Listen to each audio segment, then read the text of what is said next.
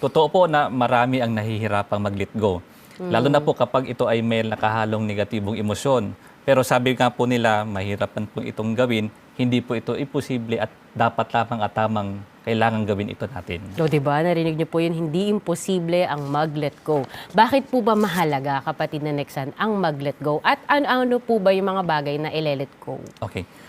Sa maraming pagkakataon po kasi ay yung kapag hindi tayo nakapag-let go sa mga emotions, specifically negative emotions, sa isang alaala, sa isang nangyari sa nakalipas, nagdudulot ito ng negatibong epekto sa kasalukuyan. Maaaring magkaroon ng personal o emotional distress.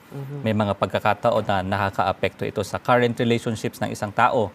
At may pagkakataon din na nauuwi ito na nahahadlangan yung development ng isang tao, yung kanyang personal growth. So kapatid na Nexan, example po siguro kapag di natanggap sa trabaho po. Opo. Yan, tapos na broken-hearted po. Maaari po, opo. Sa maraming pagkakataon po at maraming, ano man po yung naging dahilan, kahit mga simpleng bagay, kapag yung emosyon na kanyang nararamdaman at yung emosyon na iyon ay negatibo at nakakaapekto sa kanyang pang-araw-araw na pamumuhay, doon po tayo mayroong problema na dapat pong harapin.